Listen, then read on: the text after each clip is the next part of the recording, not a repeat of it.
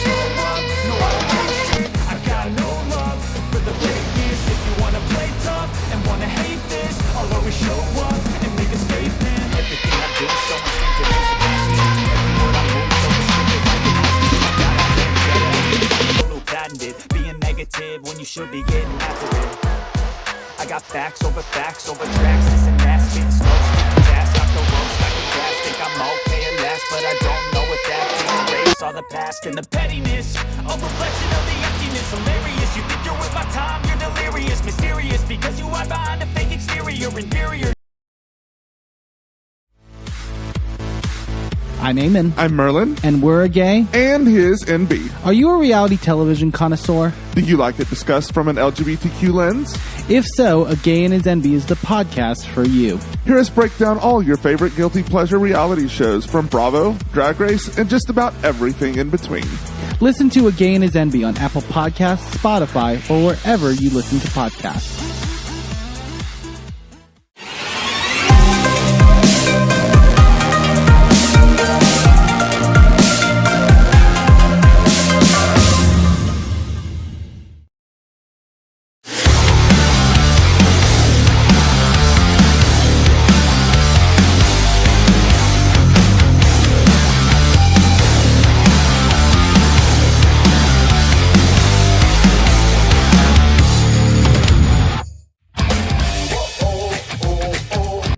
The Wrestling Mayhem Show. Since 2006, the pioneer, in pro wrestling podcasting. This show is brought to you by IndyWrestling.us and IndyWrestling.network for your independent wrestling entertainment. Slice on Broadway, supporting Pittsburgh podcasting with the perfect pepperoni pizza. Just wait, just wait, just wait, just wait, just wait. Wait for the perfect time, then attack. Don't give up what you want, take it back. Wait for the perfect time, then attack. Do what you have to do, make it last. Wait for the perfect time, then attack. Don't run for this, you change the back. Wait for the perfect time, then attack. Wait for the perfect time, then attack. Wait for the perfect time, then attack. Don't give up what you want, take it back. Wait for the perfect time. It is the Wrestling Mayhem Show. Let me hit record on that. This is the Wrestling Mayhem Show, episode 969. Let me take two for the audio. Hey, it's the Wrestling Mayhem Show, episode 969, Tuesday. We've been doing professionalized wrestling chatter. I'm Mike Sorg at Sorgatron in the Sorgatron Media Studios in Pittsburgh, Pennsylvania with you. And we got a little bit of a new layout here. We had reformatted a little bit of the studio. Hope you guys are I don't know if it looks or sounds different or anything like that. It should be mostly the same hardware, except for the core off camera here. But we do have with us, you can see off here in the distance, it is the Riz. Go back to that, Sorg. Go with the wide shot. Yeah, you're hanging right here. Okay, what's up? I'm looking at that Zoa, Sorg. Well, yeah, I got a Zoa. I got a green apple Zoa going on over here. This is my bit. Dude, but hi. Yeah, Katie got me like a whole bunch of these going into Exos this weekend, and I only drank a couple of them. So, because I was too stressed. I only to drank drink half anything. the one Missy gave me. Oh yeah, you went to Neo Pro Wrestling in I went Canton, to Ohio. Neo Pro. Yeah, we're working with them. That was an interesting. You got it. Was interesting drive. It was an interesting drive. The Canton. Did you find the Culvers? Yes. You didn't go to a strip joint like I did last time for the show. I didn't pass the Culvers or the strip club. Okay, it's fine. And then it was in a. Thankfully, there was no.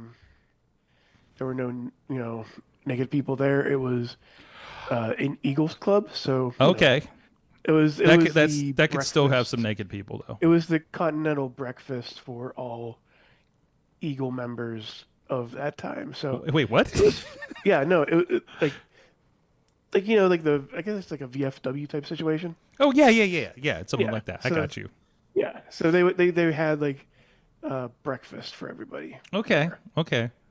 Mine was the usual tree lawn up there. So, but either way, we have a guest with us this week. He is the top prospect champion at Prospect Pro Wrestling that is returning with Resuscitated. That I'm sure I'm going to misspell at some point here as I'm sharing this for the show. Preston Everest, there it is. That's the button. Is with us with all the belts because you're also the pit fight champion as well. There you go. Has all of it. We got the goggles. We got it all going on. Now, do you still want to be called formerly known as Super Hentai, or is... No, bud, that's dead. Okay. That ship has sailed. That ship has sailed. Definitely got humbled in that feud. Super Hentai still, even 25 years into the business, very, very real deal. Culminated in that big dog collar match, and chains hurt. Sometimes the old guys got to smack the young guys around, teach them a little bit about respect, and I respect the hell out of Super Hentai, bud. Regardless of the outcome, for those who don't know, at Renegade Wrestling Alliance, you had a feud with Super Hentai. I think you had acquired the name or something and a mask, and I was really impressed with the Super Hentai mannerisms that you pretty well perfected, I think, coming out to the ring every month. So yeah, when you get to work with a legend like Soup, and you've been watching him for a few years, and you get a lot of comparisons because Soup and I are both 4 foot nothing. You get a lot of that, so you start like, when you're tape watching and tape studying and everything, you pick up on a few things. So just when we went into that feud, it was when we're in the back, we would each have the mask on, and it was J-Rock would be like, I can't tell which one of you is which. The best was when I came out in the T-shirt and the basketball shorts and the shooter boots and everything with the mask, because everyone was like, that's exactly what hentai would wear in like a run-in or something. Like 100%. Did you ever do the Spider-Man point pose at any point? No. And to be completely honest, I didn't keep that mask on a whole bunch because it is impossible to wrestle with a mask on. He also got a bigger head than I got, so it's like I didn't really ever fit the mask. Even with the hair, it's just he's just got, massive dome, massive head, massive shoulders, massive arms, massive everything. It's just We've heard some of us have witnessed, unfortunately. I believe it. I've heard the headbutts in like feet away. It's ridiculous. That's what split me open. Yeah. First time or second time I'd ever bled in a match. Wow. Yeah, that's crazy. Tremendous. We'll be talking about more of that and what's going on here at 2PW here this Friday, of course, with coming back. I know you got Andrew Palace, but we'll talk about that in a bit too. But let's get into first. Let's get into some of the big news of the week. There's been some news about what WWE is doing.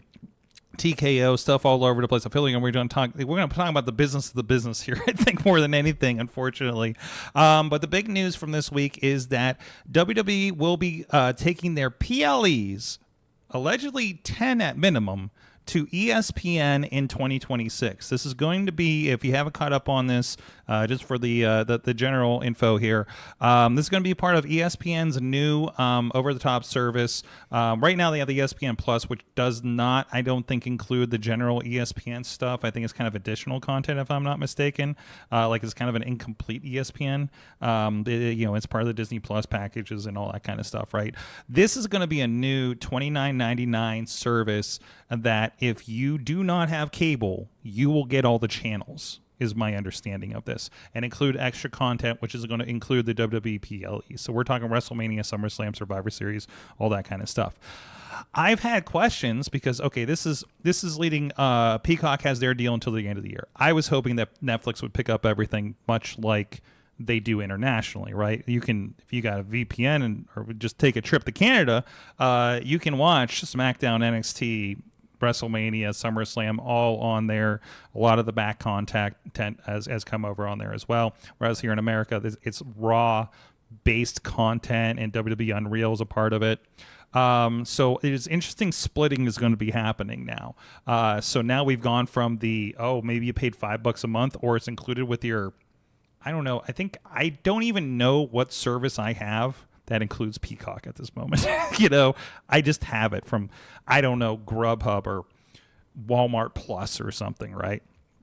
To you're going to have to pay probably $30. Now, I think if you have cable, it's a different tier because you already have the channels and you log in, you can get it through your cable provider or something like that. These details, it debuts, I think end of August or September. So we'll get details on how that actually functions before we get the PLEs here at the beginning of the year.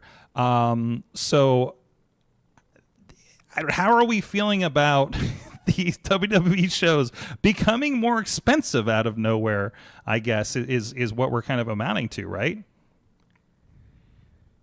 I mean, is it really out of nowhere? I mean, you used to pay like $50 for, the show, like when SummerSlam would play, like a decade ago. Yeah, just $50, $60. I remember begging my dad to do it, and my dad hated wrestling, so you just go over to a couple buddies' house, and who's going to pay for it, and then you help chip in for pizza or something. So at least it's a monthly thing. Yeah, it's a monthly thing that like you get everything else too. So if you're not just a Fed fan, like you can watch everything that ESPN has to offer. I do have ESPN Plus currently, so I'll probably just. So you're like already, Yeah.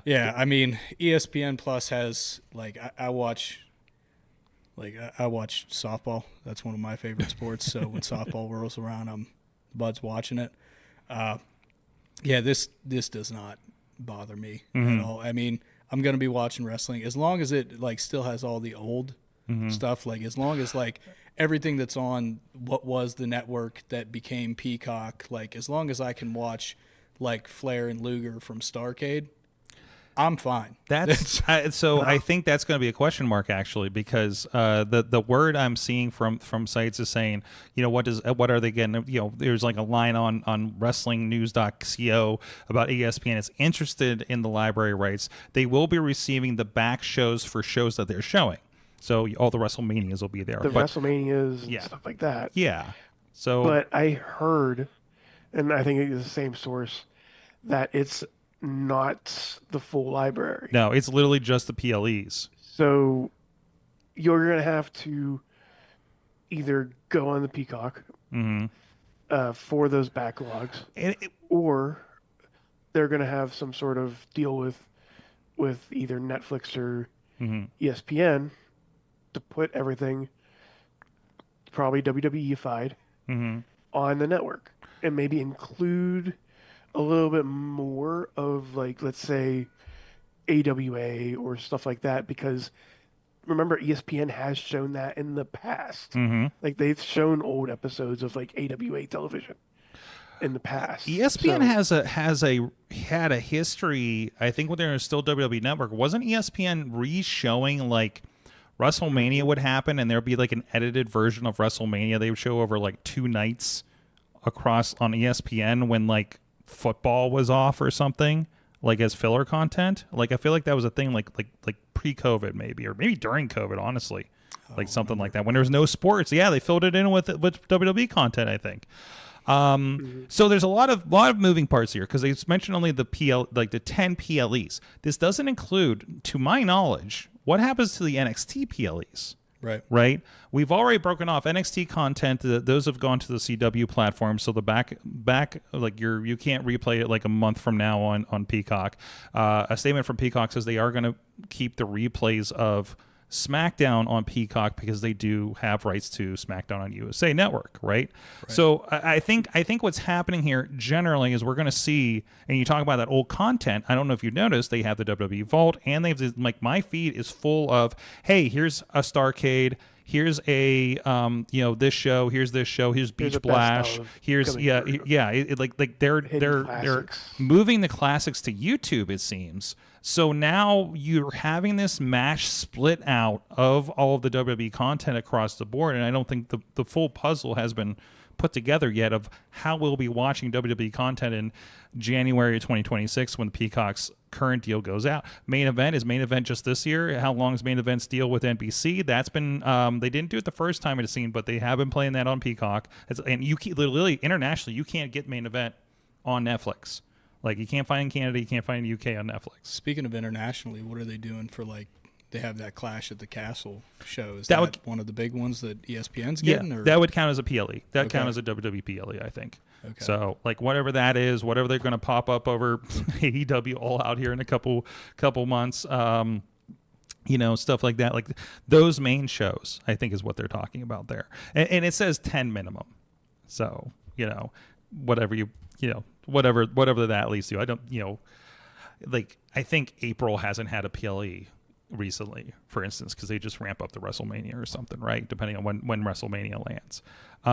Because you got to think, like, they only have Elimination Chamber and Royal Rumble before Mania, and that's 4 months, first 4 months of the year. And then they added in Main Event as like a PLE, like to hype up WrestleMania. But the big ones have always been Elimination Chamber, the Rumble, It's going to be stuff like that. It's going to be your Crown Jewels. It's going to be your Night of Legends. It's going to be those kinds of things. So now, are they going to also count WrestleMania or SummerSlam or Survivor Series?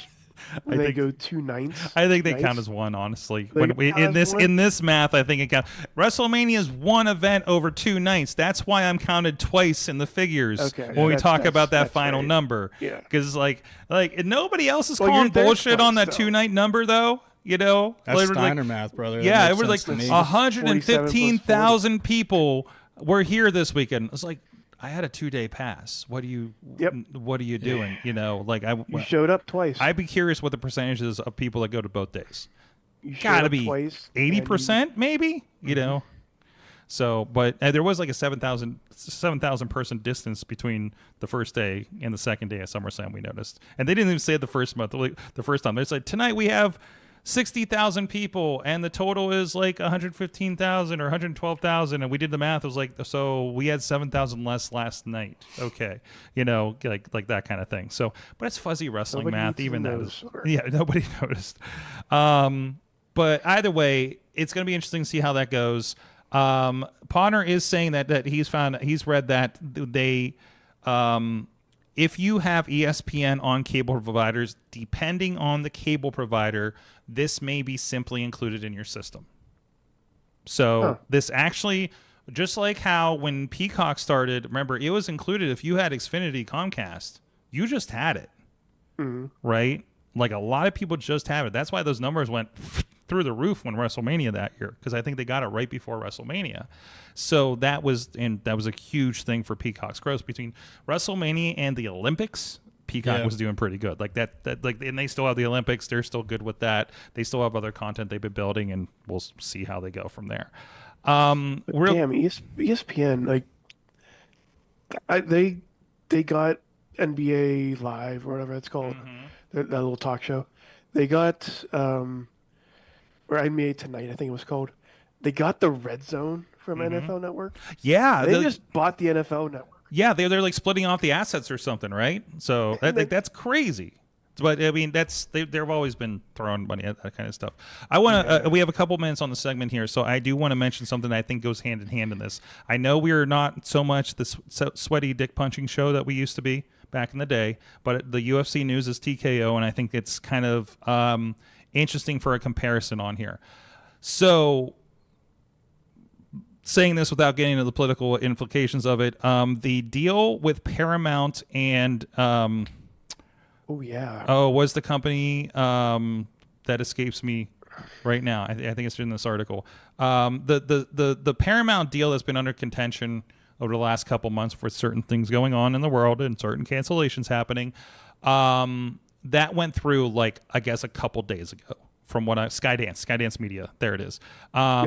So apparently within those 48 hours, UFC landed, and this is to a Yahoo Sports article that I'm pulling up here. UFC landed $7.7 billion deal with Paramount after a whirlwind 48 hours, according to TKO executives. So what this is going to be, the UFC numbered shows, which are now in a $79 pay-per-view, will now be included with your Paramount Plus subscription, which I guarantee you is going to go up at the beginning of the year. Oh, 100%. I mean, I'm already amazed that I'm watching Dexter on Showtime for no extra cost right now, right?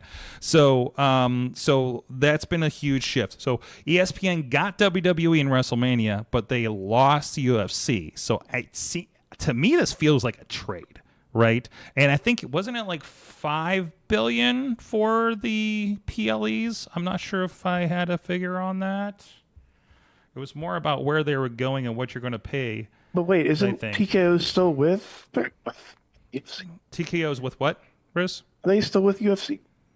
TKO still has UFC, but they still can sell the rights to different things. I know. You know. So that would also mean, like, once, and this is pretty much just. Oh, you're skipping, buddy. Like a whole bunch of red behind me here. Once this deal, am I back? How about now? Okay, I think I got you now. Try that one more time. Now? Yes. I say just pretend I have like red string back here. Okay. So, so you got your TKO crazy wall is what you're telling me. We got TKO. Okay. We got TKO over here. Okay. Okay. Just pretend I have like this stuff over here. Okay. TKO on this side. Yeah. We have WWE over here somewhere. Yeah. There's a chance that all of WWE's backlog might appear on Paramount Plus. Why? Okay, I mean, there's a non-zero chance that might happen, but anybody can buy anything at this point, right? So, but it's getting so hard to find it. Like, I still don't know where I'm supposed to watch LFG, as a cord cutter. So, I think maybe it's on Hulu, but not through the Disney part, Oh God, we got to clean up your internet here. But anyways, in the meantime, we'll take a moment here, and I don't know if you need to redial into your AOL or something like that over there, Riz. But in the meantime, I want to give a shout out to our friends on Patreon, patreon.com/Wrestling Mayhem Show. We usually have an after show, plus we do other things like we heard a great story from Preston here before the show, if you were on the Patreon live feed, about his experience up there at the NWA Exodus and some interesting interesting stuff there. But thank you everybody that does support the show at the fan of the show level. Our friends, Bo Diggity, woo, as well as Team Hammer Fist, Tupac family, Bubba Brewer of Triple B Podcast and APWF, and Jason French at the Poppy Club level, Dave Prop Partner, Rats in a Trench Coat, Tony Kincaid, and True Prince of Pro, T-Pop to his friends. And at the Pizza Club level, Riz. What? Hi. You're not doing a thing. Oh, no, that's the. Oh, you mean? Oh, wait, shit. See, I was trying to fix my shit, Sorg. Okay, that's fine. We'll work on that. And also, you get the next one then. And at the manager level, Bradley. It's not even on here. What? Is Where'd it my broken? backgrounds go? Oh, your stuff went away? Did you reset your system tonight too? I quit. No, don't quit. We have all kinds of show to talk about. I quit. Oh my God! quit. I need you for this next section, sir. I quit. This you're gonna want to introduce me to this thing we're about to talk about. My internet's crappy. Mm-hmm. Your Zoom isn't working anymore. Zoom isn't working. No Buff Eagle. Intern John isn't here to judge you. So. No, intern John is judging me. Intern John judges us all. By the way, intern John, we just worked our last show with intern John on Saturday at Exodus, and we have determined, since John is going for their graduate studies abroad in Scotland, intern John will be now known as Scottish John. And we may or may not be getting some segments from them from over there for the show. So we'll see what happens. Are we going to have a Scottish Buff Eagle? Who knows? There has to be. And if you didn't catch it, I think there's a tweet from about this time last week. We should probably reshare it.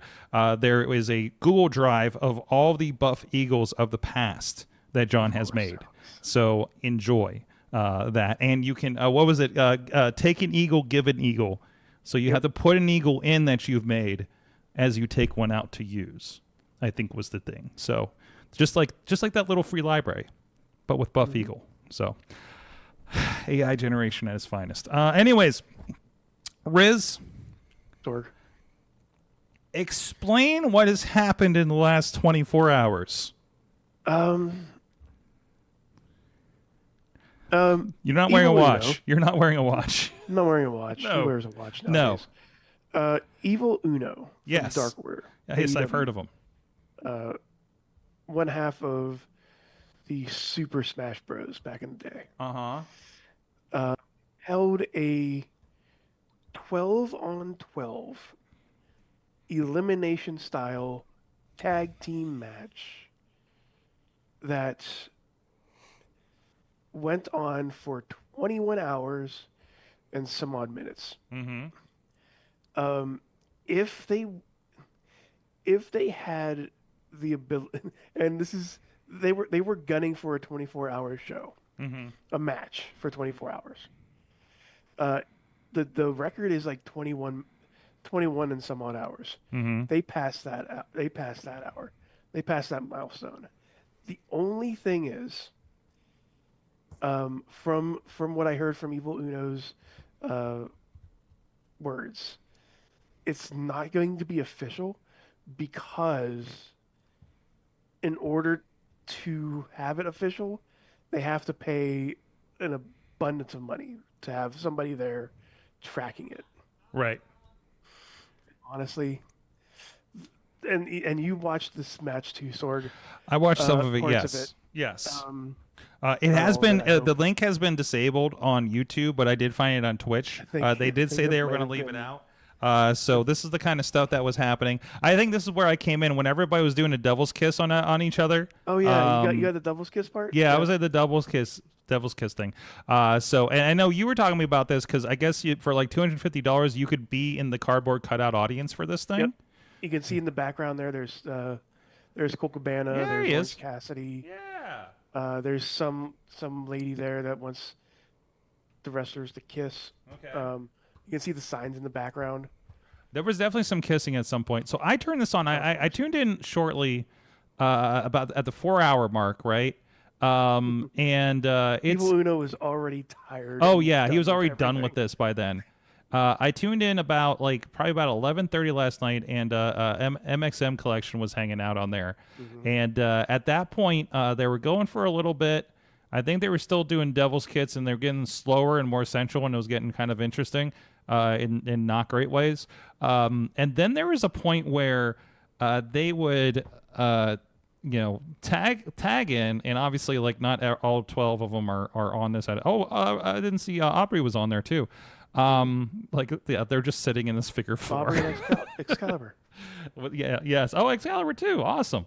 But anyways, around midnight last night, I think they especially started to lose it. Let's see if we can find this here, because they would tag in clothesline and do a double down for a 20 count, the slowest 20 count ever. And I watched a half an hour of this, and they would just tag 2 more people in. Oh, that's it. That's it. That's it. Yep. And by the way, this ref is my favorite ref. This ref is pretty Look great. how fucking cool this guy is. He was smoking at some point. He's smoking. He has popped collar, sunglasses The on. Referees would roll in. The referees are ready for a 20 count. Yes. The janitor would come in every once in a while. He has a name, Sorg. He did. I didn't hear the name. His name is Jan Etor. Yanni what? Jan Etor. Jan Etor. # world's longest match. I've already seen. Oh no! What is this? Yep. What am I looking at? What is this human centipede looking shit that's going on right now? I have no idea. Is it a multi-person sleeper? It is. Why is the other referee? There's a lot of multi-person things happening. Why is the here. other referee asleep? Probably got knocked out. The janitor's in there. The janitor's in the. I think. Yep. There's the janitor again.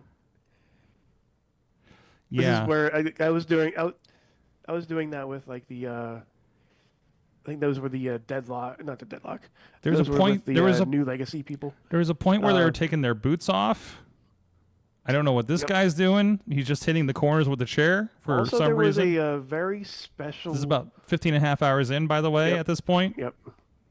He's fighting a chair. Mm-hmm. There's this very special moment where during that, and I think you saw this too, during the double down moment segments, Invisible Man and Invisible Stan both showed did up. see that. I think that's the point where I gave them my $10 Canadian for their charity. Yep. And yes, this is for fighting back, wrestling with cancer.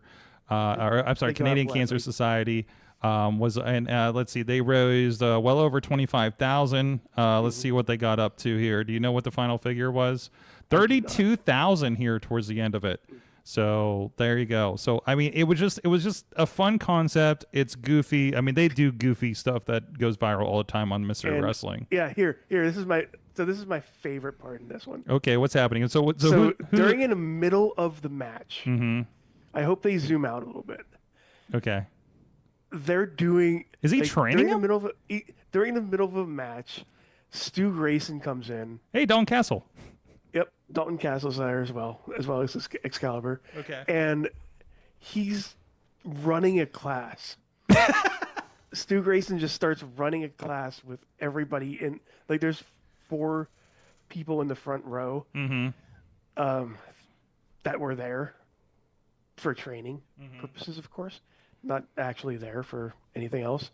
But it was just one of those things where it's like, yeah, sure, just have a training. Just train in the middle of a match. The competitors of the match were going out and around the ring. The referee was following them. It's fine. Oh, here. Okay, so this is where all the chairs came in. Okay, I see. Okay. Yeah, he's telling him how to sell. This looks like that. I actually attended a training session last night, and this is basically what it looks like. So. Okay. Yeah, and I think Stu might have won. Yeah. Yeah, that's Stu Grayson of the Dark Order. That is the Stu Grayson. Mm-hmm. Which is weird. Yeah, you can see in the back, going through hard cam, there is a fight going on. On the right. They're trying to protect the fans. Yes. From this chaos. As you can see. Yeah, there's always some side bits going on here.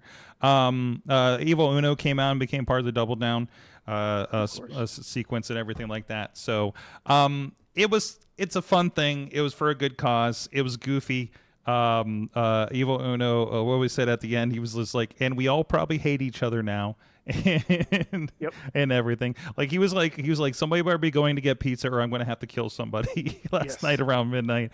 He did the same thing for breakfast this morning. Oh, did he for breakfast? What was their breakfast? I know you had this on the most of the 24 hours, didn't you? Yeah, I only stayed for a couple hours. Yeah. I missed RJ because RJ City was on right when I came back on last night, or like right after I came on last night. So I missed him, obviously. But yeah, this was just insane. There, like you were mentioning, there was that double down spot. There was the double kiss spot. There was a moment where they did the 10 count, like the 10 punches in the corner. Yeah. A lot. Yeah. That guy. It was a lot of stuff in slow motion for sure. Yes. And a lot of referees doing a lot of weird things. Yes. The guy in the hat, I think he's called Top Dog. Okay. His gimmick is he sells hot dogs. Okay. Okay. During that match, Stu Grayson, in the beginning of the match, Stu Grayson actually took the hot dog and gave that hot dog a Canadian destroyer. Oh, I think that is during Awesome Cast we were talking about this, and I think that's one that. Let me see if I have that in here because I think I was sent that clip. So, yeah, is this the one where they threw up the X for the hot dog? Yep. Yeah. And this was early on too, right? There you go. Yep. And the referee checks on him. Yep, and he checks on him, and he's going to give him the X. Yeah. Preston, would you participate in a 24-hour match for charity? For charity? Yes. Yeah, for charity. If brothers were just like, hey man, we're gonna, if you just go to a venue and a booker man's like, yeah, we need you guys to wrestle for 21 hours. That's probably a booking I'm not going to take. But if it's for charity, I'll go out there and I'm not giving a destroyer to a hot dog, but like no. Yeah. That was definitely a big swing early on in the show. What would your strategy to be to survive 21 to 24 hours of something like this? But that's easy. I just don't tag in. Yeah. I'll stand on the apron. That's cool. You know? Okay. Come in for the finish, right? Yeah, I'll come in for the finish. There you go. You need a hot tag, I'll come in. I'll do a double down. That's all right. What is the like? I don't know if they were joking this on the feed or it was some other conversation I heard. It was just like, how do you discuss who goes over on this? Like I remember, it's been years. Whoever's standing. Yeah, whoever's standing at that point, right? I remember when we did the Guinness attempt for the world's largest battle royal. I don't think you were around for that one. That was a few years ago. Down in West Virginia, they drew a name out of the hat for who was going to win. For who was going to win out of the 109 people that were involved in that, I think. So, and I think it ended up being Brohemoth. So, it was almost. Actually, I think they may have initially pulled Ronnie Starks. There was something where it was very, very close, and they were like, "Oh, it should have been Ronnie." Yeah. See, for Rumbles and Battle Royal, though, the strategy for multi-man, 50-man, 100-man, whatever it is, that's easy. You just go the Big E mentality. Yeah. Big E said, when he was at a point in his career where he was going to be done, he was going to bulk to Rumble. Everybody cuts for Mania, wants to look lean, look real good. He was going to bulk to Rumble. Then he was going to lather himself with baby oil and Crisco and Vaseline, slide into the ring, and starfish, and just dare everybody. Dare everybody to come pick him up. He's the muddy pig. Yeah. He's the muddy pig. Like at that point, everyone else will go out. You're just laying there. No one can grab you. And then it's just you and one final person. It's like, you're still not going to grab me to get me over the rope. Yeah. You might as well go over because then at least only one of us got all this crap on us. T-Pop's in the chat saying at one point Nacho Libre ripoff character named Not Joe Libre stole the hot dog and held it hostage until they reached a certain donation goal. Did they bring him back out? Because they've reached that goal in like an hour later. I don't know. I don't know. Listen, there was somebody needs to break down the highlights of this thing. So there was Nacho Libre, which again is crazy that they got away with that. Maybe that's why maybe that's why it's not on YouTube anymore. There was It was up there's there a like guy- 2 hours ago. Like I put it in the Yeah. rundown and it's gone now. There's a guy that wrestled named, and correct me if I'm wrong, T-Pop. His name is Justin Exile. He's Oh no, it's definitely alive. Jason Exile Definitely during the stream alive. was his favorite part. Yes, yeah. He is definitely alive. He just takes a little nap every now and again in the ring during a match, and I think he was in that Devil's Kiss build up too. Like he did attempt a Devil's Kiss. There's a part here. And by the way, Mad Mike is here with us watching this. Hi. There's a card game at some point. Oh, there he is. Yeah, the guy in the yellow hat. What is That's this? not a- I'm that's just definitely flipping not a- through this. This is at about 22, 23 hours. Okay. Oh, there's definitely alive. Okay, there he goes. He's Yep, getting. there's definitely alive. He's very Weekend at Bernie's, and they go. What was are the you talking official about, Sorg? time on this? They went What are you talking about, Sorg? what? There we go. Here. We're gonna Bernie's. That's not. Mad Mike, He's you've been alive. checking this out. I presume you didn't see any of this in person. No, I have a child. Yeah, although it would have been really soothing to watch. As much as I would love to watch a 24-hour wrestling match, You do and not believe have to me, I watch the would- entire 24 hours, but it's I- fun to I drop would- in. No, Sorg. If I was going to, I'd watch the whole thing because I'm a completionist. Okay, but I better have a spreadsheet of the high I would spots. have some ideas for spots. Okay. I would want there to be a boogeyman spot every 66 minutes and 6 seconds. I don't think. You mean I don't with the think mystery worms? Wrestling. Just someone. Just the worms. Someone Okay. creepy coming out from under the ring. Okay.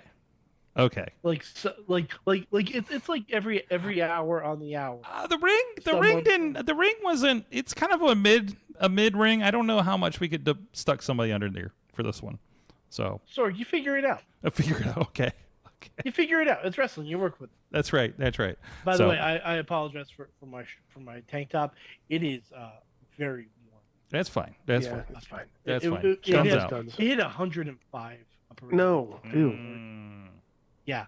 So so you know, but yeah, I would have so many ideas for spots. Like I would say, at like hour 16, you just do 2 minutes from Savage Steamboat. Okay. Like, for no reason. Mm-hmm. For no reason at all. Just like I like- don't know if they would have had the energy for that.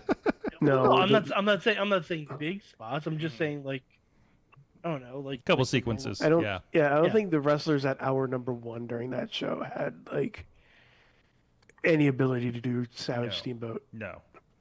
No.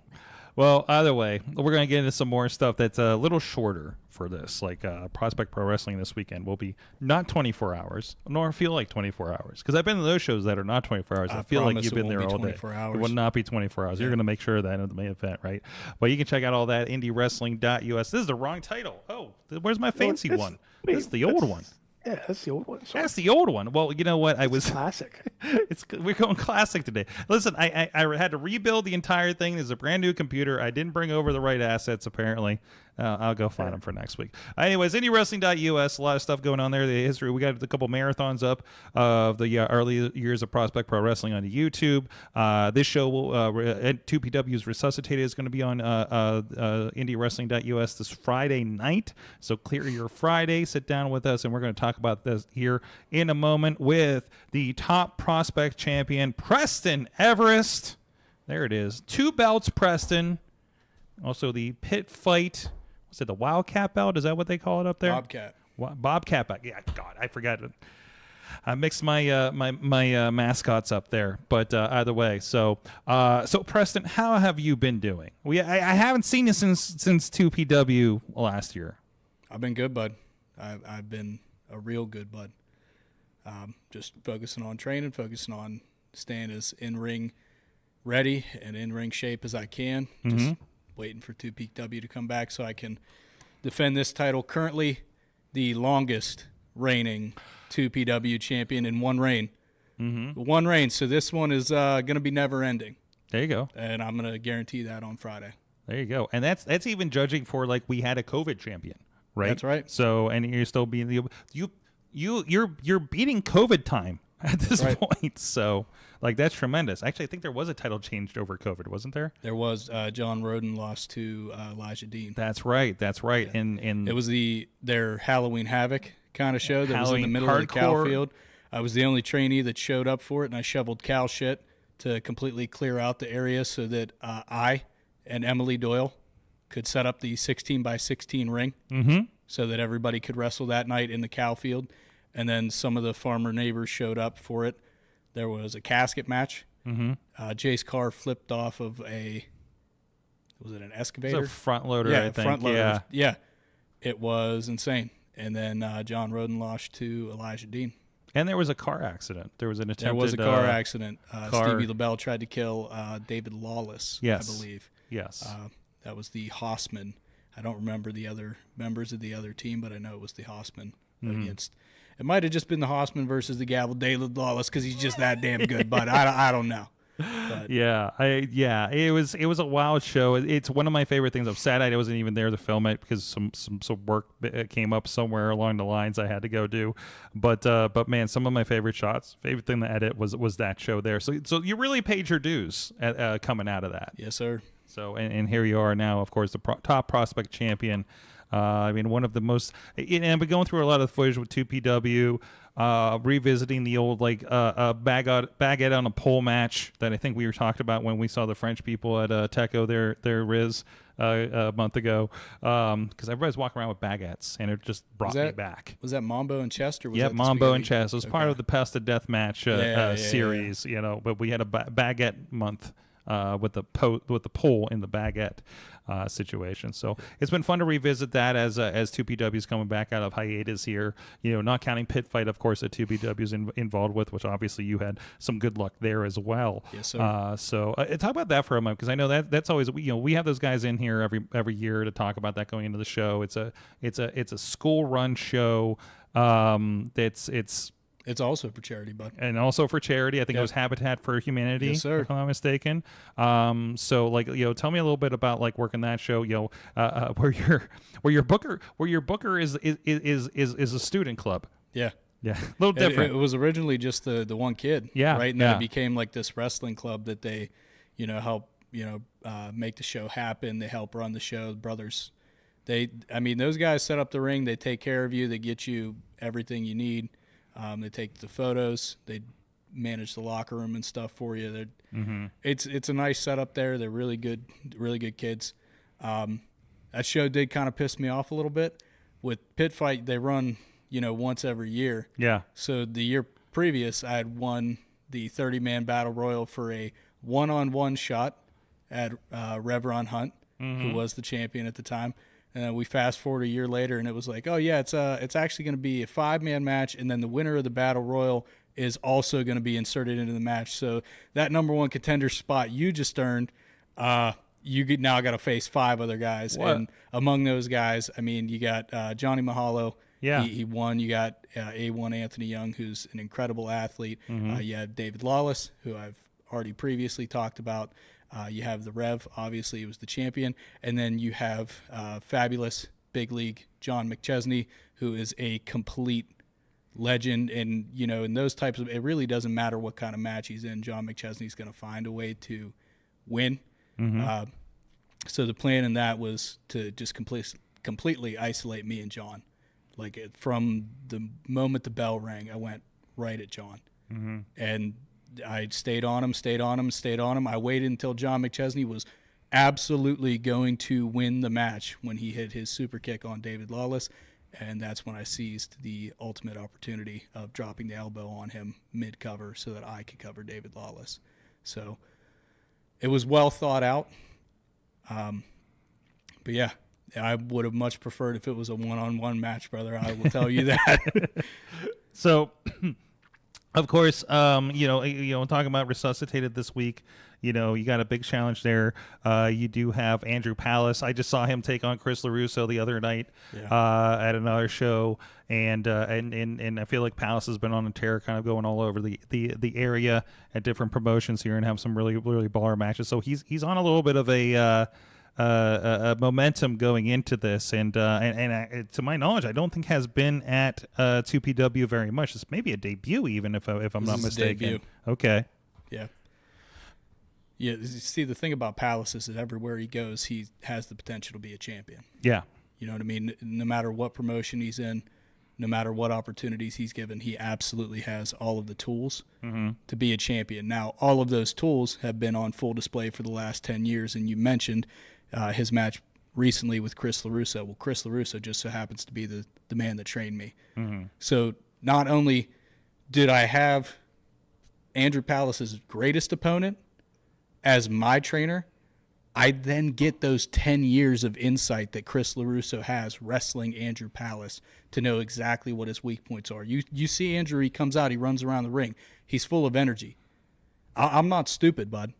I know the longer this match goes, the more in favor Andrew has of winning this match. So for me, I'm going to try to keep it as quick as I can. Absolutely. This is going to be, it is a new location for this. They're down in Worthington. Not in Worthington. They used to be in Worthington. In Irwin. Now. And it's going to be a new vibe for this kind of situation.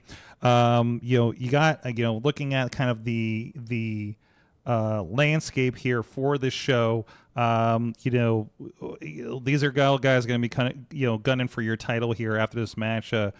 Obviously, if you get past Andrew, which, you got good, you got a game plan for that. What are you looking at on this that really sticks out to you as far as the undercard here?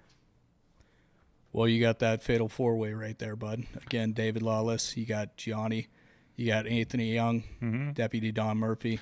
Gianni also making a debut with 2PW. He's been tearing it up, getting belts all over the area too. Yes, sir. And then the other match that you want to look out for is going to be obviously John McChesney that I've already talked about, and then Zach Nystrom. I think I put on social media. It almost feels like 2PW is guaranteeing that's a number one contender spot for the 2PW Top Prospect Championship.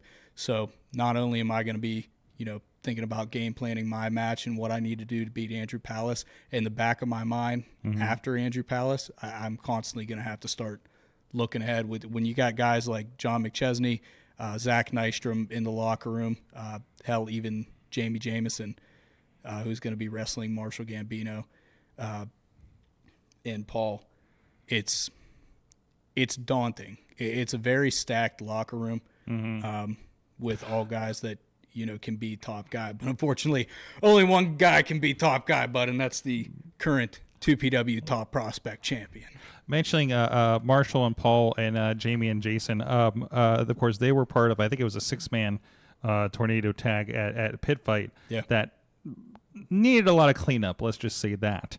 Are expecting anything on. I mean, God, we're talking Jamie Jamison's a part of this. I mean, it's going to be a wreck out there, right? Jamie bled on that Pit Fight belt before I even touched it, but that was a brand new belt. He had come back to the locker room and he got his blood all over it before anybody had touched the belt.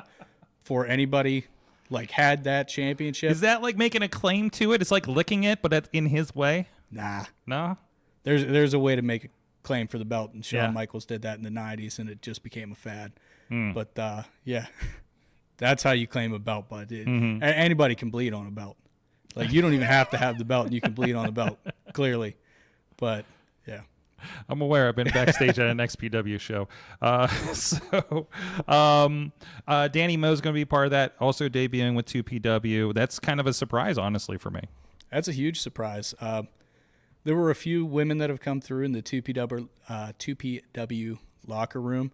It'd be really cool to be able to watch Danny wrestle. I hope that she does have a match. I haven't heard anything otherwise. But Danny's also been known to wrestle the men on the roster and kick the shit out of the men on the roster. Yes. So I would be very remiss if I was overlooking Danny Moe as a potential challenger. Yeah, I'd be looking forward to a Danny Moe match. I mean, somebody that's been. I think I saw she was doing. She was doing cage fighting or something in England with Ray Lynn last I saw. Right. Yeah. So, I mean, that's pretty formidable there. Yeah, just absolutely two badass women, dude. That's So either way, Gory's going to be part of this as well. Another guy that's been up and down with the 2PW stuff. Wasn't he champion for a little bit, if I'm not mistaken? He was champion. Yeah. He had lost it to Jamie Jameson. Unfortunately, it doesn't look like Gory's going to have a match. He was supposed to wrestle Cristiano Argento, which would have been a hell of a match. That's another former champion, another person that, he lost his opportunity for this show to be able to, showcase himself again as, putting himself right back in the 2PW Top Prospect Championship contention. So, like I said, that whole locker room is full of guys that could hold the title. But as I've said, this is a never-ending reign. I'm not losing. So part of your reign, there's always interesting twists and turns, especially like 2PW seems to be, put on some of the most interesting matches in the Western PA area. We mentioned Pasta Death matches back at Sun on Pole. There's been Last Man Standings, whatever that was in Calfield at Hardcore Halloween. If you were finding yourself, let's say you're deep into a feud with somebody, and you had to pick a stipulation given that history with 2PW, what very like Preston Everest stipulation would you potentially throw out there? But I'm the peak performer. Mm-hmm. How do you get to the peak? You climb. 2PW has never had a ladder match. Really? And to elevate myself higher than anybody else has elevated themselves in 2PW, I, not just metaphorically, but realistically, I want to climb to the top of a ladder, hold this title, and prove I'm the best. There's a reason I have this. There's a reason I'm not losing it. Excellent. Preston Everest, 2PW coming up here. You say you're getting around and stuff. We talked a little bit. We can do a brief. Can we talk a little bit about what we did a little bit before the show? Absolutely. You had a pretty interesting story there. Maybe we'll do the truncated version here. We got a few minutes. You had, I think it's very interesting. People take a lot of interesting opportunities, trying to find the next step and everything. You had an interesting opportunity in Cleveland that you were working on there. Can you tell us a little bit about that? Yeah, so an opportunity had come up. Jason Hendricks was going to be utilized on NWA Exodus before he was unfortunately injured. And the thought process that the booking team had was they were going to give him a stable. They had a guy lined up in mind. Hendricks had pitched my name out there. And the one thing that was going to be unique about this was that Preston Everest was not going to be Preston Everest. A lot of times guys go to the Fed, guys go to AEW, they have a gimmick change. This was going to be the exact same thing with NWA, but we didn't really know. Between Hendricks and I, we really didn't know what I was going to do. And this has happened, like, obviously Mambo Italiano has developed into Cristiano Argento, which has been an incredible transition up there. It's a lot of fun working with him on that. Other guys have been, like, kind of molded. It's almost like it's kind of a finishing school when people go up there. Yeah. And I mean, God, I was just catching up to NWA Powers and seeing PB Smooth and Patricilo, just doing incredible stuff on there, and seeing that develop out there. So it's a really good opportunity if you're able to do that, and find a place, And I know Jason was, Hendricks was sitting on the stage a lot. I noticed during the shows when we were going up there to do them. So he was very namaste, if you will, like, right. He had a strong presence. Yes. He had a really, really good aura that, Hendricks didn't have to go into the ring and touch anybody. Yes. The crowd reacted to just him being there. And that was perfect. They wanted these kooky sort of old school WWF kind of characters and everything like that. And I was going to be this crazed farmer. And it was like, okay, well, there really is no background for the crazed farmer. Like, what makes me a crazed farmer? So I had tie-dyed some overalls, grabbed a pack of white T-shirts, and I was going up there. And on the way up there, I had stopped at a Dollar General, walked around for a little bit, just trying to find something to add to it because it just felt very generic. And I grabbed a dog leash. And I had this invisible, made-up dog that only the crazed farmer could see. And doing the promos that they would have you do. They'd have you test promos. Damian Sandow, I had done the promo in front of him, and he was just like, okay, where's your character from? What's your character's name? What's this? And I went, I have no idea. And a group of people that were there were like, this is his first day doing that character. Should I have put more thought process into it? Absolutely. But it felt way more organic to just go out there and do something completely off the wall. I had walked the invisible dog around me during the promo. I had it bark. I had it sit. And then with Damian Sandow's help and his excellent coaching, we had developed this backstory into, who this character was, what happened to this character that made him crazy, why this character is now a professional wrestler instead of a farmer. Just all these things that, when you're young and you're developing a character for wrestling, that they say it should be 10 times like you. You know what I mean? That's the most organic. It was crazy what he did for me in 4 to 5 minutes to help further my career, to just be I hadn't even thought about these little nuances for character work that, I should have for this character, but it helped me use it for my normal matches. Like when I'm Preston Everest, where I wasn't going to do this thing for NWA for Hendrix because they weren't interested in the stoner. You know what I mean? So it was like, okay, well, I still want my foot in the door. And doing the little drills and everything with EC3 watching you, there was this very okay, he's fine. What do we do with his character now? So that was really cool. And even in the practice match, I used the fake dog and had Hendrix there at ringside with me, and he walked this invisible dog around that he couldn't see, but I could see. Yeah. Whole mid match, I was checking on the dog, and I don't want to toot my own horn, but the feedback that I got was very, very positive. And Sandow said, this is everything I love about wrestling, how absolutely fucking stupid wrestling can be. So it was really, really nice to hear that. And then, Hendrix got hurt. Cleveland is a little bit of a drive for me to, not do anything. So it was hard to kind of get out there with you have this team that's hey, this guy, and then when that team goes away and you're just that guy up there by yourself, it becomes very a lot of pressure. You kind of feel a little bit out of place. Plus NWA, they did not need me.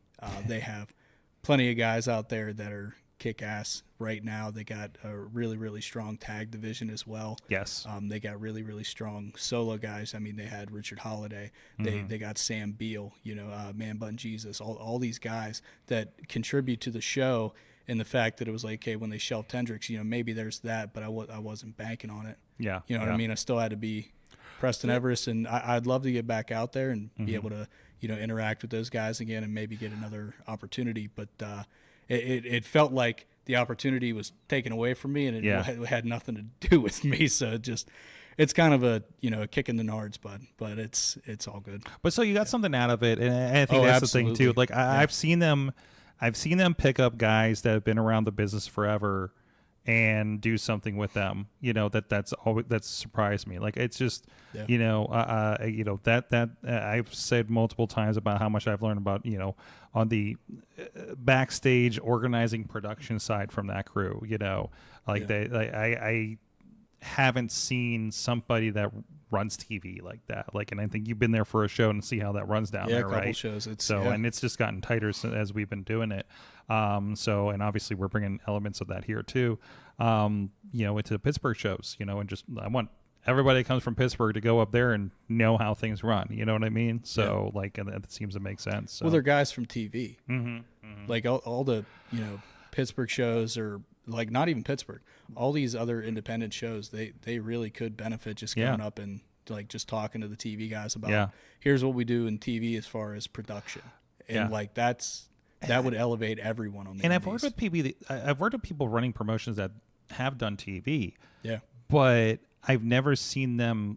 I've never seen the ones that have brought so much of the TV with them. Yeah, you know what I mean. I'm going to write a show the way I did. Maybe they, didn't really mesh with the TV idea. Just did what they were told or something, right? Yeah. And then I'm also seeing, people in meetings that are not part of production. like, you always hear stories about like Triple H sat in on the production meeting so he could learn the process, right? I'm seeing definitely certain guys and girls in that meeting, you know, that we have, you know, that where there is the creative, there is the production, you know, element, conversation, and the guys are just like, I just want to know how this process goes, you know, and just they're just mad geniuses of booking up there. I think a little bit, you know, stuff that I look at paper is like, this isn't gonna fucking work, and then it's like everything clicks, you know, and that's, you know, there's the stupid shit of wrestling, but also like when that like something like works in front of an audience that you don't think is going to work on paper when it's presented to you, like that's another beautiful thing that I love seeing about it, right? Yeah. And Sandal's got like TV and movie credits. Oh, too. absolutely. Like, Brother's been around the way. Like he's crazy intelligent. Yeah. And then obviously EC3 is as well, especially from a performer aspect. Like gets it, like it's they're doing something right. Absolutely. Well, go check that out. And again, if you want to check out NWA Exodus's last show is on NWA's YouTube right now. It is a really good, fun show. Go check that out. And of course, we're going to have Prospect Pro Wrestling's Resuscitated on IndyWrestling.us. Preston Everest, you are all over social media, so you can find out what's going on into that show and all the vibes from you as well, right? That's right. That is Facebook, Preston Everest. Instagram is Preston Everest, capital P, capital E. Twitter, Preston Everest, capital P, capital E, no spaces. There you go. We're going to take a quick break here. When we come back, we're going to talk about Karrion Kross and what's been going on with him in this contract status. Is he Killer Kross now again? He is apparently Killer Kross, so we'll talk about that a little bit after this.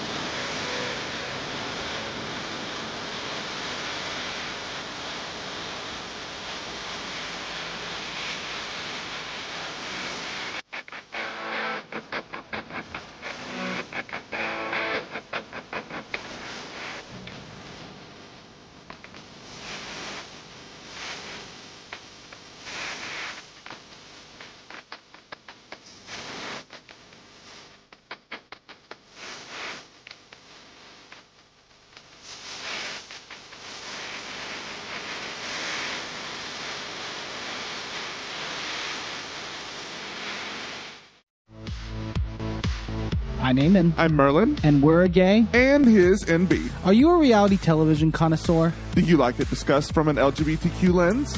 If so, A Gay and His NB is the podcast for you. Hear us break down all your favorite guilty pleasure reality shows from Bravo, Drag Race, and just about everything in between. Listen to A Gay and His NB on Apple Podcasts, Spotify, or wherever you listen to podcasts.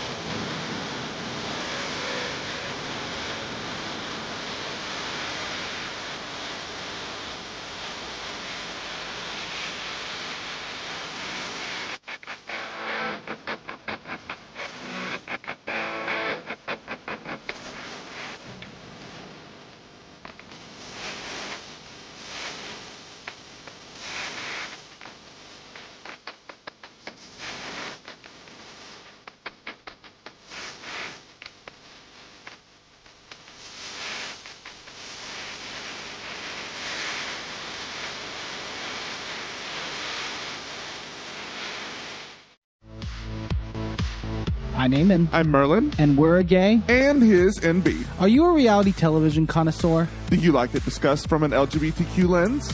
If so, A Gay and His Envy is the podcast for you. Hear us break down all your favorite guilty pleasure reality shows from Bravo, Drag Race, and just about everything in between. Listen to A Gay and His Envy on Apple Podcasts, Spotify, or wherever you listen to podcasts.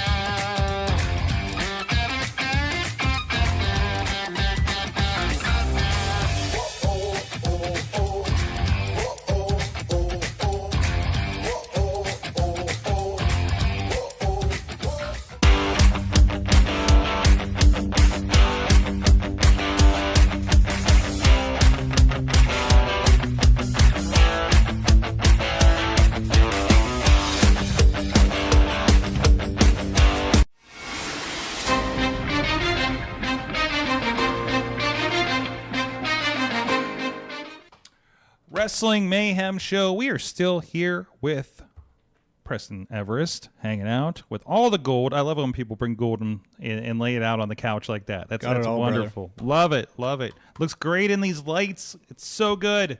So good. And we're up to the higher end cameras too, just for you this week. That's perfect. There you go. It's all upgraded just for Preston Everest to come in here. That was the deadline to get all this done, was when Preston came in. But anyways, of course, Mad Mike and Riz are here hanging out as well. Hey guys, see, there you go. Now we got our Hollywood Squares thing like we used to do. Remember when I did this like a decade ago with CRT monitors back in the basement? No, it looks like No, wait, go back up here. Go back to it. Oh, it looks like Riz. It looks like Riz is your Krang. Hold on. What are you doing? Are you touching fingers? Are you trying to touch tips? Sorg. Oh, I forgot to do. I wanted to do this. This is a. You got? Are you good with that? Oh, I forgot that I was going to do this on the intro, but I wanted to show Preston this something I got today. Have you seen these yet? No. These. They dropped. Oh, they started today, and Chachi, Katie, and I all got these. This has nothing to do with wrestling, guys. This is a Happy Meal toy, and it's the Ninja Turtles Hello Kitty friends. Chachi has 3 Leonardo Hello Kitties, so I have the which one is this? Hold on, I don't remember. My Melody Leonardo crossover, and then they have like the green versions too. So I just sent a picture of it to my wife, Sorg, so I know what we're getting for lunch tomorrow. And there's a mobile game QR code in here that plays in browser. That's definitely worthwhile. So just saying, I was just as a Ninja Turtles fan, I thought you'd be interested in these. Can you Google Charmy and Ninja Turtles? I don't know if there's a Charmy. I don't know if there's a Charmy. Wow. Go check out the piece on we'll have the clips this week, of course. From Awesome Cast, where we talked about it more at length. I'm jealous because Katie got the green Michelangelo crossover. So, and that's my guy. It's the name of my turtle, bud. That's right. That's right. Anyways, Karrion Kross. I watched the documentary today. The new one. I didn't watch the first part that came out several months ago. So Karrion Kross officially, his contract was up last week, I think it was late last week, which is wild considering he was on SummerSlam and getting the reaction he was. And, you watch this thing and he's kind of documenting it. He's doing all the fan greetings and everything and talking about how it's kind of killing him because, the fans don't know he's not going to be around in a week, right? that there's basically been a conversation and they weren't renewing it, but they gave him a match at SummerSlam, which was his first singles match at a big show like that, right? For as long as he's been there. And he talked about his frustrations and everything that goes along with it. So it was really fascinating to look at that. He's on Pro Wrestling Tees. He is Killer Cross again. His book just came out. I just picked it up it just dropped on Audible this week as well. So if you do the Audible thing, I think it's exclusively. Oh, it's on Audible? Yeah, it's exclusively on Audible for the audiobook. So if you got the credits or whatever, it's like, $10-15, something like that too. Is he reading it? You're ordering it right I was now, going to say aren't Mike's you? ordering it Yeah, right Mike now. is literally he's ordering doing it it right right now. I'm looking at it. All right. He's either ordering the it or phone is trying to listening. prove you wrong. Literally the first thing that came up when I opened my order. Oh yeah, the same one for me. Yeah. I actually I'm halfway through. I think the Page book, the Soraya book. So as soon as I'm finished with that, I'm going to hop into the Cross book. So I grabbed like every wrestling book on here recently. It is it's got his real name. Is it read by the author? It's $21 if you're not signed up for Audible. Oh, okay. Oh no, I actually. That's too bad. If you don't, No, if that's you don't not want a terrible. monthly subscription, The that's not book's bad. going to be like $20 too. So Yeah, Yeah, but with exactly. the monthly subscription, though, you get the free token. yeah, you get I that like free token, yeah. and you get a bunch of other Yeah, stuff. that's but I exclusive. mean, Yeah, sometimes it doesn't always work out like in your favor though. So read by, and he does narrate it. So and it's under his real name, Kevin Robert Kesser. So Oh, don't tell me his real name, bud. I'm Yeah, sorry. why'd you say that? It's I'm Killer sorry. Cross. Bleep It's it Killer out. Cross. I mean, Okay, well, yeah, we'll Killer put Edit Robert that out. Preston. Yeah. I hate seeing real names too. So no government names, as we say. So. But anyways, yeah. So so he's doing the book signing and meeting with the fans and doing the the thing at the the you probably walk by the ice rink where they're doing all the photos and everything, right? So like it was really good, and he's really, I don't want to say well spoken is the word, but like it is, dude. Every time there's an interview, I gotta listen. You know what I mean? Mm-hmm. Like he's got that kind of vibe to him, just as a person, it seems in presentation. captivating. He is Yeah. absolutely. You're just like, tell me more about what you. I mean, think, there was a dude. reason he was a cult leader in Lucha Underground. There's that too. There's that too.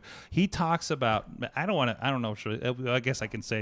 I don't want. I was like, I don't want to spoil this in case you want to watch his documentary. But a lot of people aren't going to be listening to this podcast and listen to that because of timeliness. So like, there's a part where he talks about like he had found out through the grapevine that Bray wanted him to do a spin-off of the Wyatt Six. Right? Like go on the other show and kind of be another version of that's linked or something like that. And he had like a whole process, He talked about like a concept that was like kind of a precursor to the Judgment Day. That was his idea before Judgment Day became a thing. Like he's little tidbits like that, So he talked about, remember the Sam Roberts podcast where he like just said, hey, guy in the truck, fuck you, and all that kind of stuff.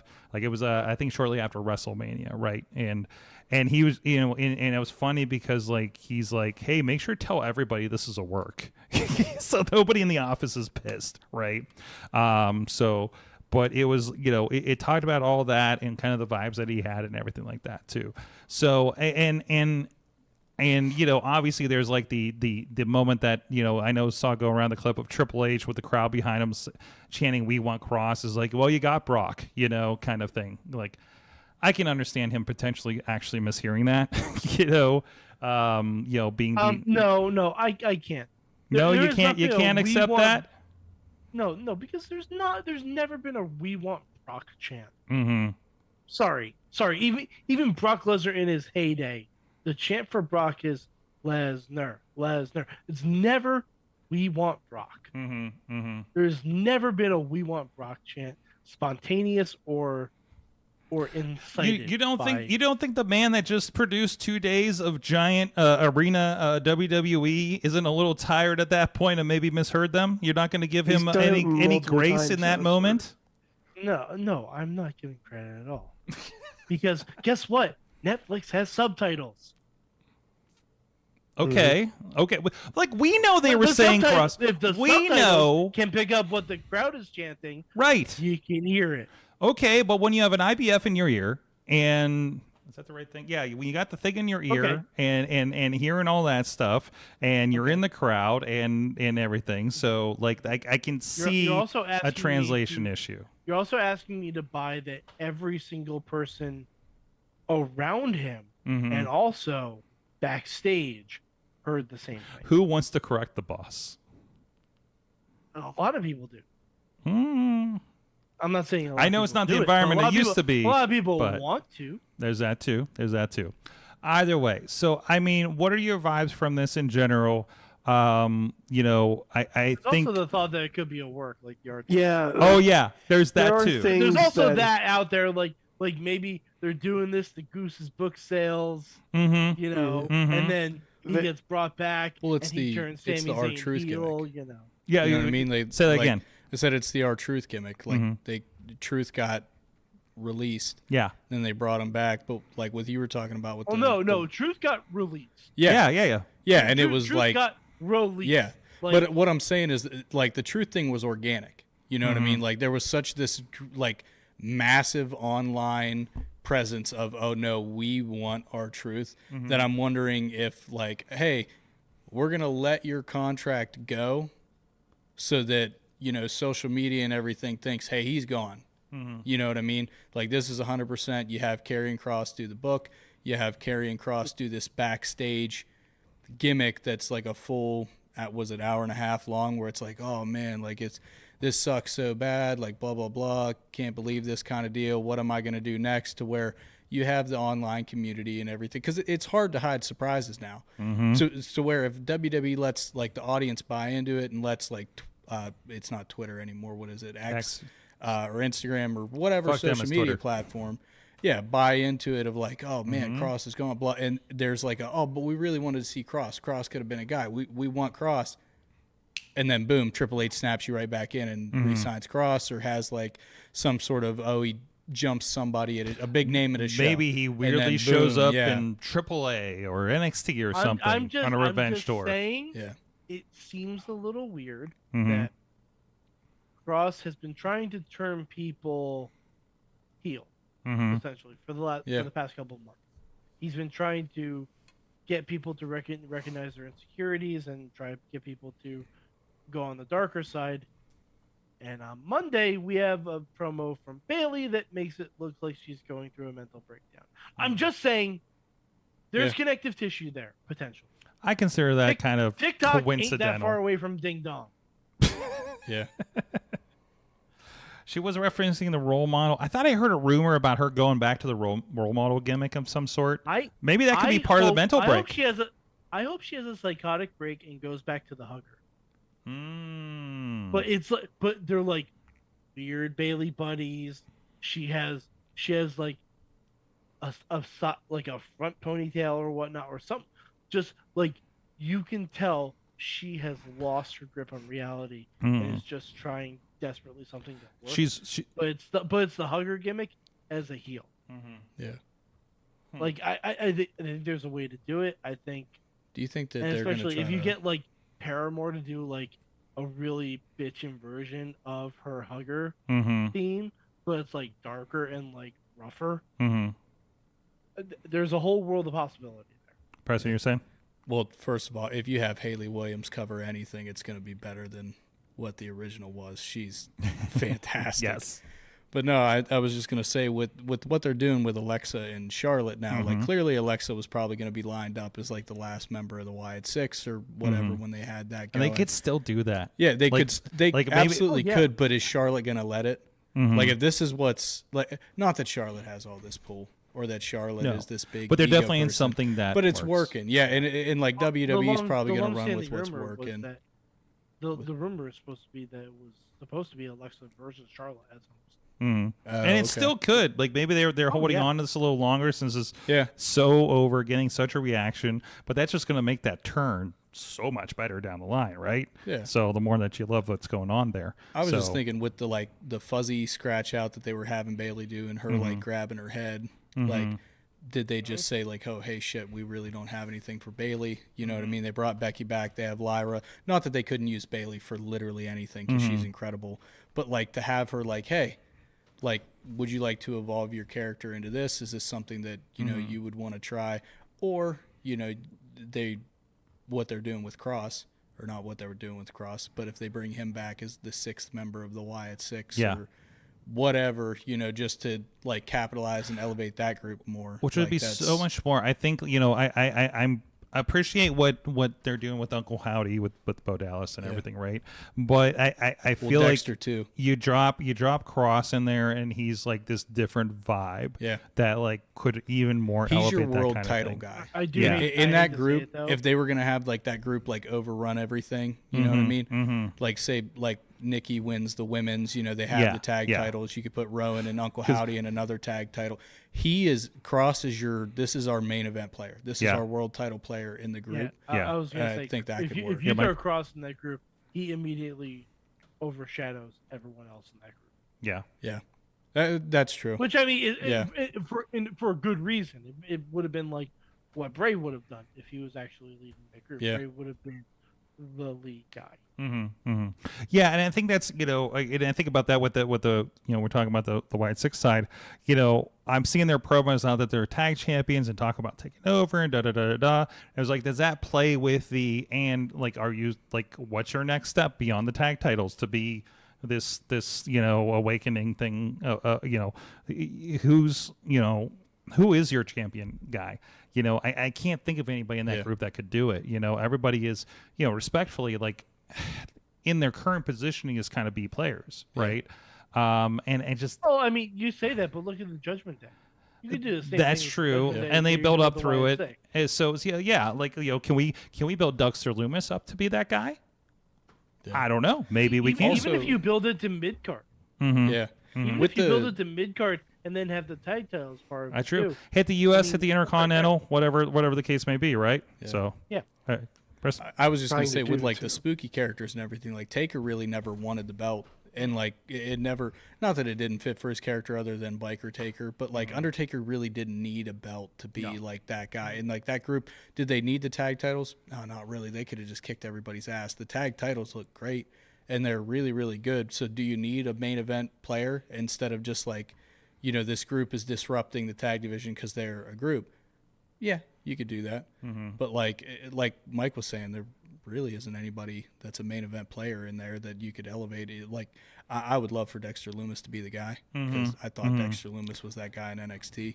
But yeah, it's one of those things that's like, is it needed for them to be like super successful or have this, you know, presence? Like it's not really. Yeah. Right.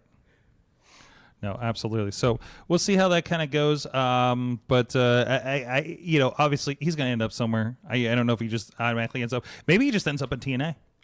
Which is just a backdoor in the WWE anyways. I want him to right? go to AEW for 3 months, and I want them to bring Wardlow in so that we can have Killer Cross versus Wardlow. That would just be sick. See, the thing is, That's yeah. Okay. AEW is so crowded right now. Yeah. It is. 100%. I think if he went to AEW, he doesn't make a wave at all because it's so crowded in there, and they already have like he would essentially be doing the Moxley role now. Like they would just have him face Hangman or something, and it would just be like, all right, like It's like I want him to versus face Archer, another killer, even like, though that would have been an amazing match.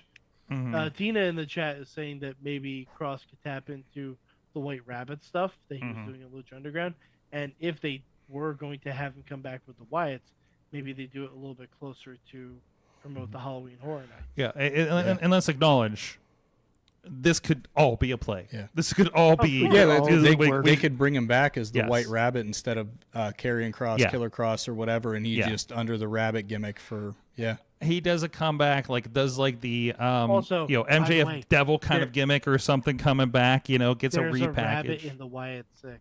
There is a rabbit. Yes. I mean, it's right there. Yeah.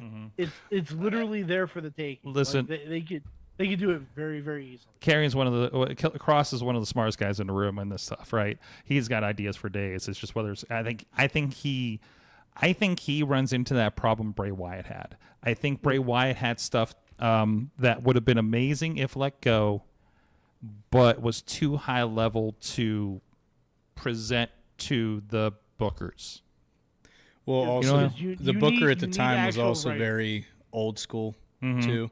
So it was like you'd listen to it where it was like I don't remember what it was, the Hardy match, the Hardy compound match. Vince was like, "Oh, if this works, then I'm out of touch," because he didn't have any faith in that match. Yeah. And then the Hardy compound match was huge. Yeah, like it was fantastic. Yeah, like even though the announcers tried to shit on it during the match. Yeah.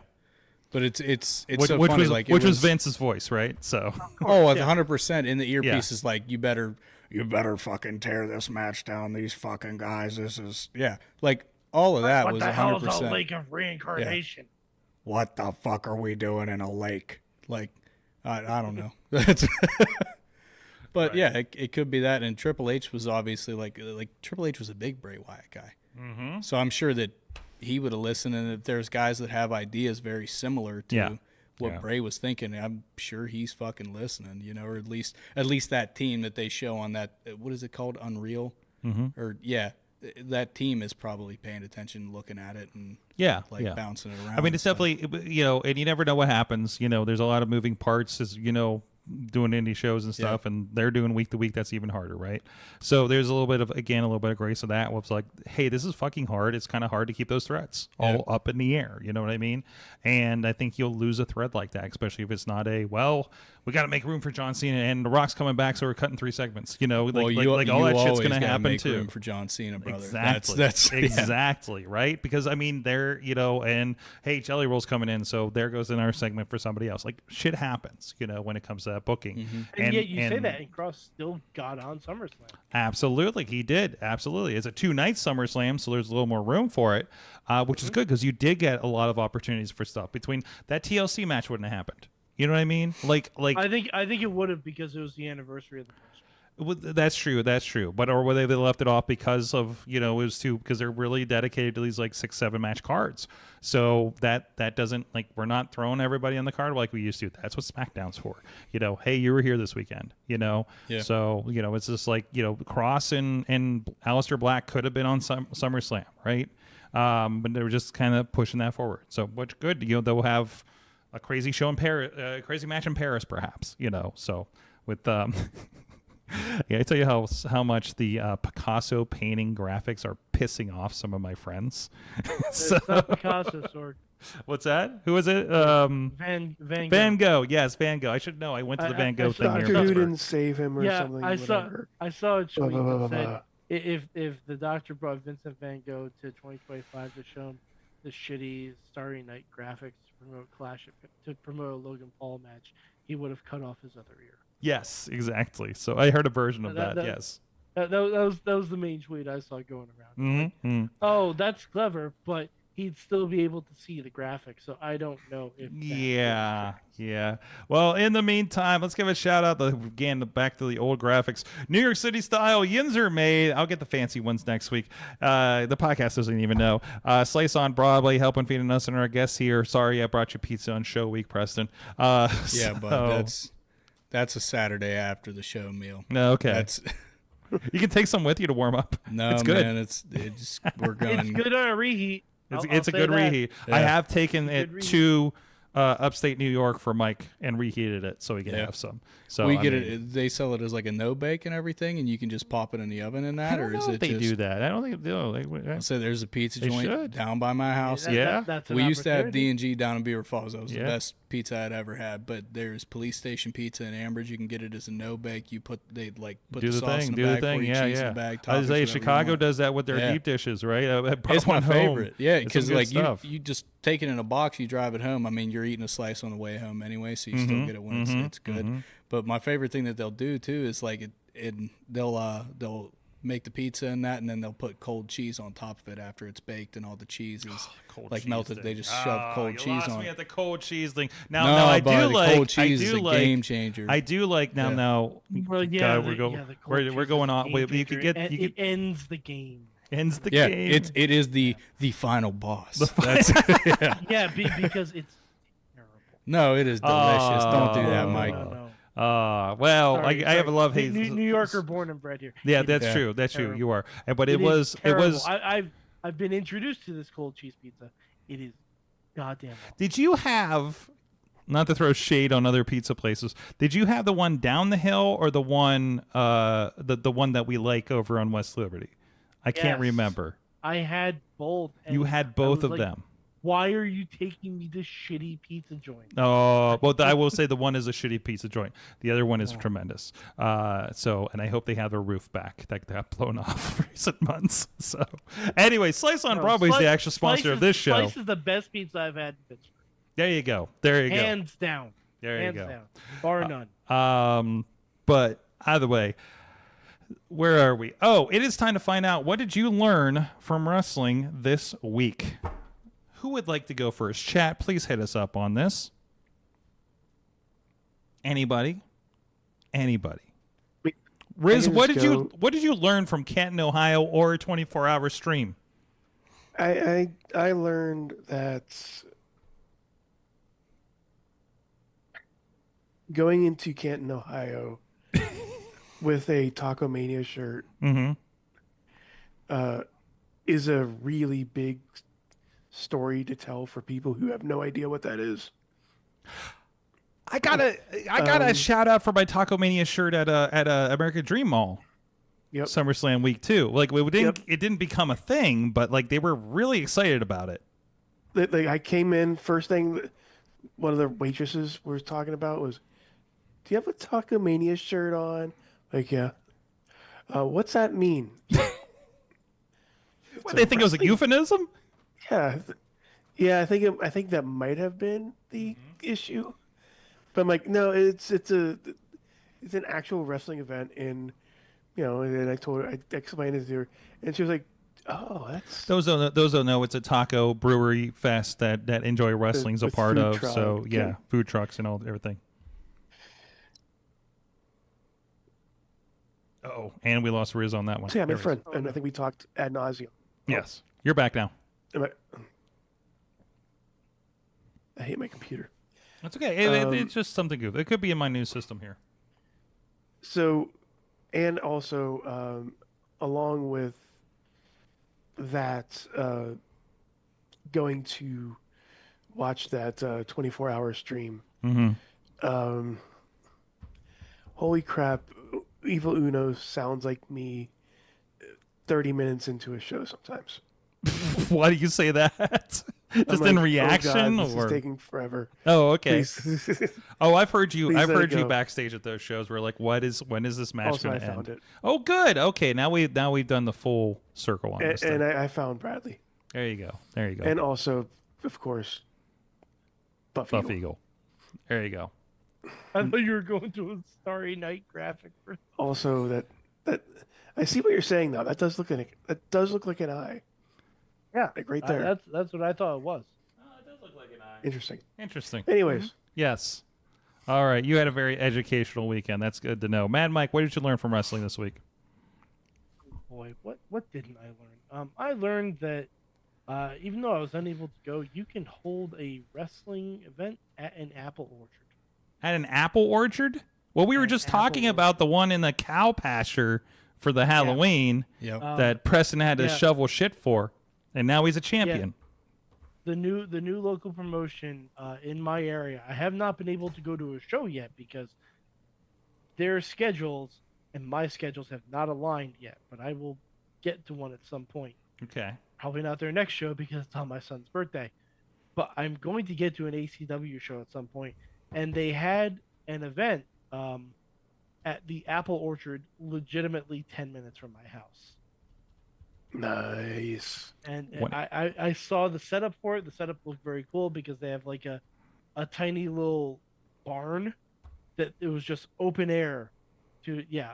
Is it Exactly. really Barn. awesome championship wrestling? Yes. Tremendous. At Barton Orchard, it's at the Soundgarden Arena. Wait, the Soundgarden Arena? No, it's not an arena. It's not an arena. It's a barn with one open door. You got Enzo. But it looked like a really cool setup. Like Enzo's the champion. he's the mid card champ. Danny Doring is on this? Yeah. Yo. Mm-hmm. Justin Crowbar Carino? was there. I wanted to go to meet Danny Doring and Crowbar. Danny Maff? Yeah. Holy crap! You got a pretty good lineup up here. Look at that. Yeah, it wasn't bad. I just didn't get a chance to go to it, but it looked like a lot of fun. And also the next day, Enzo was at a wrestling toy show here to promote a local oh god, I can't think of the word, but a center for pets, dogs and cats and whatnot. Oh, that's nice. So I went there. I didn't take my son to meet Enzo because I thought that would be a terrible first experience for him to meet his first wrestler. Yes. But my son saw him, and I said, "That's a wrestler," and he's like, "Huh." Yeah. Because Enzo did not look engaged. To put it that way. To put it mildly.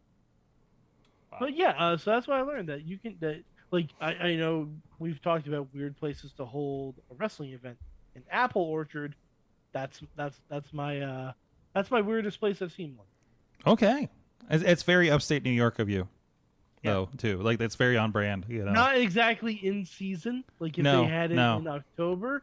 Yeah. Oh my God! If they had it in October, they'd draw their biggest crowd. Well, we had a Baja event at a pumpkin patch in early May in Tucson, Arizona.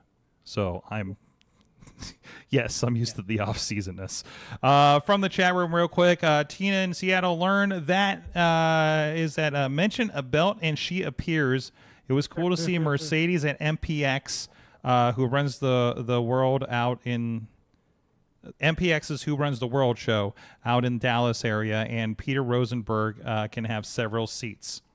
Yeah, obviously he sucks. I don't even know what he said. I just agree with Tina. Okay, there you go. MPX, Metroplex Wrestling, I think it is, right? I got to attend that one time, one of the first times. I think I went down to Texas for work.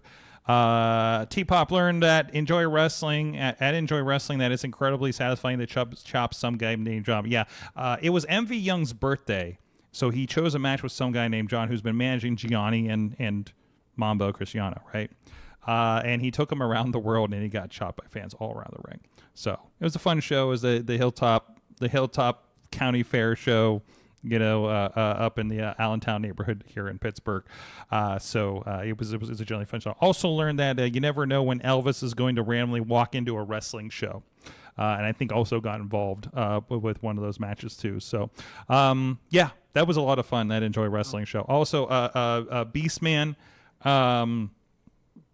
It was in they always have the Human Demolition Derby scramble match, and this year it was a tag team scramble, tornado scramble with TME, Fourth Line, Nick Wilde and Tyler Vox, and then Beastman and Reese Hayes teamed up as Beast Friends, which of course is Beastman just throwing Reese at people, as you would expect.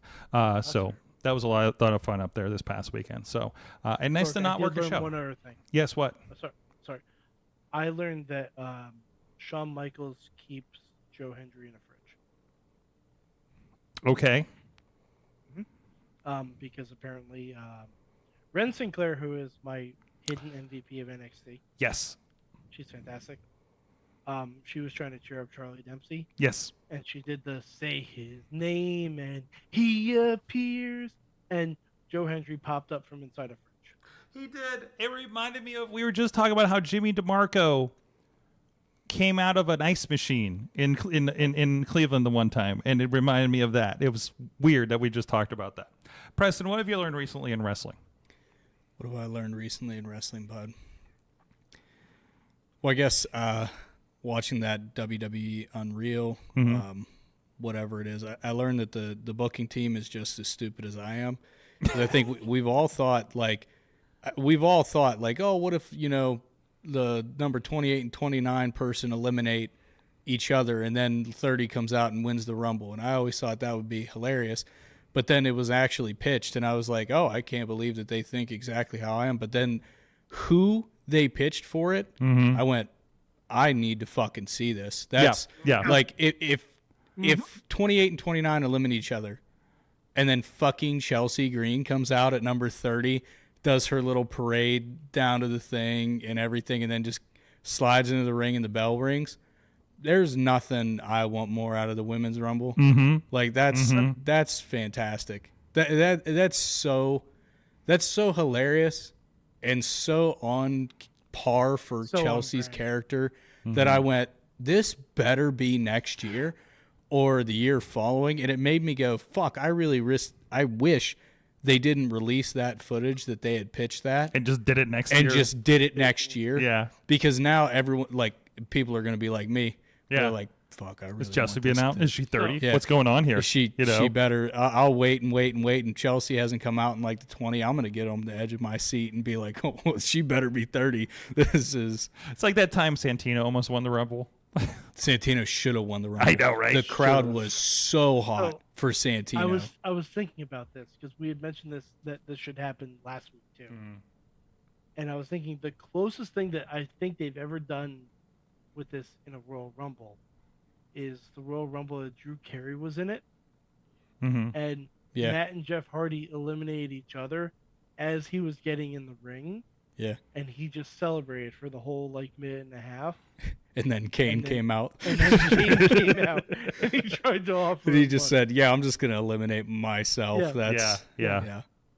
Tremendous. But I was trying to think. I'm like, what's the closest thing they've done to that? Where like two people eliminate each other as someone is entering the Rumble. Like I think that's the closest they've ever done. Yeah. Fantastic. I forgot to think of one for me. What did I learn? God, there's so much. I kind of talked about what I learned from this weekend off and on here across the last couple hours. But generally, what I learned, I was excited that the first image that I saw of in-ring action on NBA Power on Roku TV included Beastman. So he's in the Battle Royal. It was like a tag team battle royal for the last spot in the Crockett Cup because they're showing the Crockett Cup right now. I'm actually enjoying Power. So I guess that's mostly because that's the most recent thing that I watched right now. I also learned that trying to fall asleep, I find half an hour of Double Downs hilarious. And especially when Evil Uno kept losing his fucking mind that they kept doing this. So you just like, please tell him to stop. Please tell him to stop. Like to somebody over there. I love just the weird shit. Like I've had being at, producing and watching about 4 or 5 wildly different wrestling experiences, right? And that's what I love. Like that just reminds me of what I love about the randomness of all this shit, right? Between whatever happens on Thursday nights into an Exodus level show on NWA, to watching Power and doing something completely different, to enjoy wrestling's fair show in the city, situation, and then whatever's what's coming on this weekend with 2PW and stuff. So a lot of fun there, guys. Thank you so much, Preston Everest. 2PW's Resuscitated is this Friday night in Irwin, Pennsylvania, at the Emerald Venue, I think it's called. Yes. Elements. Elements venue. Yes, Elements venue. You did learn one other thing. What that in is? wrestling this week, bud. Yes. That Preston Everest is the longest reigning 2PW That champion as well. of all That time. as well. We all learned that. Yes. So, and he'll be defending that belt, presumably successfully against Andrew Palace. Oh, it's going to be right. Successfully. But Sure. yeah. Either way, I'm here for it. Thank you guys so much. Thank you to our Mayhem universe out there. I feel weird saying universe. Look, everybody can get in the shot here on the way out the door. Yeah, there he is. And you're just oh, sticking your hand. It's like you just puppeted. You got your hand way up his ass. And well, that's weird. Okay, it's getting a real Always the lower half. Either way, guys, thank you so much. Until next week, Mayhem out.